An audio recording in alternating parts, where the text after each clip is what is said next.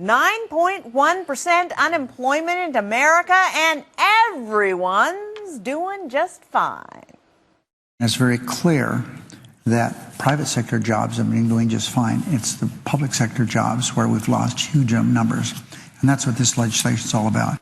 The head of the Senate says we need more government jobs to get the economy going. After all, they've got D.C. going. The nation's capital is now the capital of wealth in America. The average compensation last year, $126 grand. But someone here says for out-of-work Americans outside the Beltway, that's the problem. Hi, everyone. I'm Brenda Buttner. This is Bulls and Bears. Let's get right to it. The Bulls and Bears this week, Tobin Smith, Jonas Max Ferris, Todd Schoenberger from the Black Bay Group, along with Accent Asset Management Scott Martin and Susan Ochs, a former senior advisor at the Treasury Department. Welcome to everybody. Scott, the private sector's just fine. We need more government jobs. Brenda, another case of, hey guys, the government knows best. The government says we create the best jobs, not the private sector. Brenda, oh right, yeah, right, Toby. You know, since the recovery began in 2009, the private sector has lost, over 1 million jobs. The government's created about 100,000, yet unemployment's at 9.1%. GDP is struggling at just over 1%. We're doing great. Okay, Susan, well, unemployment has fallen in about half of the states. You know, I don't agree with Senator Reid's characterization that the private sector is fine, but I think the point he's trying to make is that if you look at the past year, the private sector is adding jobs, albeit very anemically, but they're adding jobs, whereas the public sector has lost 300,000 jobs over the past year. And these are not the big sitting on the public dole jobs. These are firefighters, police officers, first responders, and teachers. And this is sort of a defensive play for the economy to say we can't afford to continue losing these jobs at this level. It's going to start to impact society and our safety. Toby, isn't there a reason for that? Well, sure there is. I mean, there's two issues here. Most times, for instance, teachers' education is paid for by property taxes in these various regions. And the properties were way overvalued. They're coming back to a normal value, and the tax revenues are a lot less. We had too many employees that lived on that dole, and we have to adjust to the new reality. What he's saying also is he wants to hire specifically jobs that are union jobs. And, of course, these union jobs are the same people who donate to the Democratic Party. So you can't say this is not crony capitalism at its worst.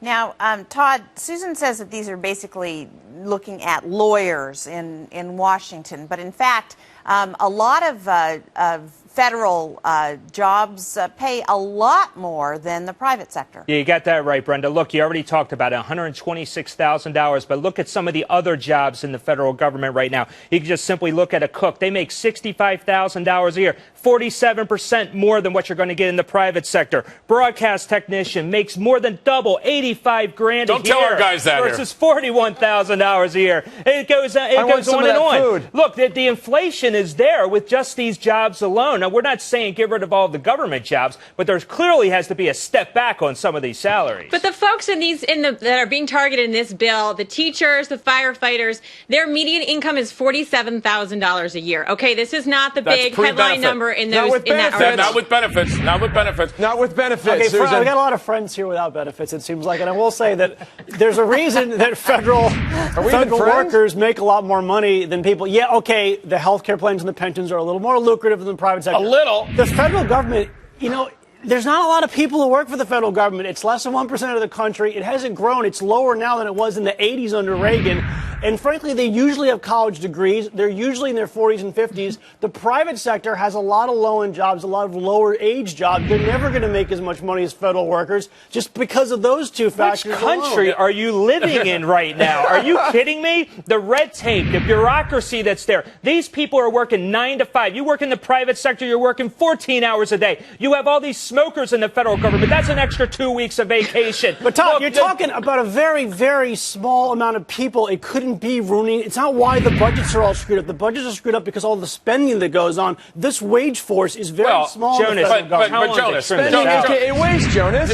we added 200,000 federal jobs from 09 to 11. That happens to be a fact. But the real issue here is that in D.C., it's not just this job, this person with the job in the Capitol. There's 3 other jobs that are dependent on them that are in the outside. I mean, I live in the Beltway area. All the Tobin, contractors, the subcontractors, the subcontractors. If you look at every unemployment, that spending is not reasonable, Tobin, and it's a private job, do you not a public deny job. that the unemployment rate would be below 9% if government workers weren't being cut every month as fast as they I would not been? deny that, but we're talking about the economy, and at some point in time, the economy gets soft because we can't support all this spending, and that's the issue. Tobin, there's going to be more government firing, state, local, federal, As under there this should be. administration than It's about time, probably Jonas. It's in way the too 100 late. years. We can't afford them. I mean, well, I'm telling you, that's what the problem is the What private took 'em sector so is long? flat. Right. I mean, but you can't criticize. This is the first time in the 2000s, government workers jumped, private sector workers declined. They're in a whole decade,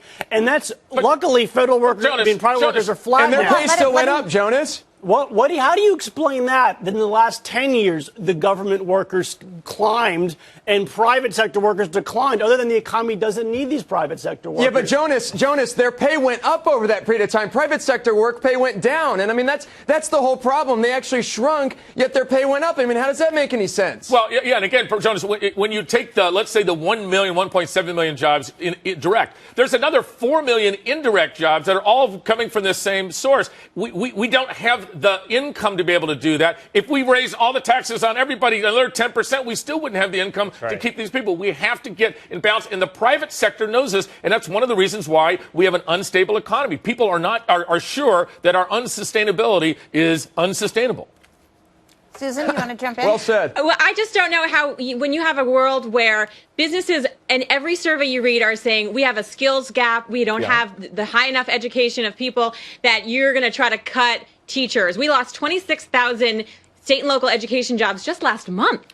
So the idea that we're going to shortchange our kids and somehow maintain our economic dominance in the future is just ridiculous. Yeah, but how many of those 26,000 were actually administrators? You know, in many of these states, we have 1 administrator for every 3 teachers. In the countries that are kicking our butt, they have 1 administrator for every 20 teachers. So you can't Tobin, tell me China is kicking our butt. Are you telling me that our federal government is growing as fast China as is theirs not kicking our butt. China manufactures a small amount of stuff and a very little value added. I'm talking about other countries that are killing. Do you think there's a major country that employs less of a percentage of their population in federal government jobs in America? Is this a yes or no question? You just said that countries are kicking our butt and they don't do the stupid stuff that we do, but we have less federal workers than most of these giant countries But the around federal the world. government, here's something you guys aren't talking about right now, is the amount of money that this U.S. government has to borrow just to pay these salaries for these federal workers. Right now, the U.S. government borrows 40 cents on the dollar just to pay these inflated salary costs right now, Jonas. That's something that has actually reversed. It was actually only 20% just 3 years ago, and it keeps going up because the salaries are going up. How is that the fault of the stable labor force that we've had in the federal government for 20 years You now? can't offer these types of salaries. Let's just go back to economics. Look, the federal employment hasn't gone up, but the taxes have gone down. And maybe that explains the problem you just raised more than... God bless you. God bless you. But here's one issue. Private jobs actually create wealth. Public companies suck money out of the economy, and they're very low efficient. Here's my Gary B. Smith speech points, here. But don't. We are talking about getting the economy back and getting jobs, and prosperity comes from private sector jobs. It does not come from transferring money from the efficient part of the world. Then you should be happy because they are cutting government jobs every month. Look at the reports. You guys act like they're adding all these state and federal. What we're debating here is why we should do another $40 billion to hire a bunch of people that we already can't afford that are all union workers anyway. I mean, that's the issue. We need to get back to sustainable. Do you actually think that we Brenda, don't need these teachers and these firefighters and these first responders? I mean, it shocks me when we just had the 10th anniversary of 9/11 that you would think we should have fewer police. Laundry, landscape architect. We're not talking about the teachers and the firefighters. Look at Europe, That's guys. what That's where we're going. That's got to be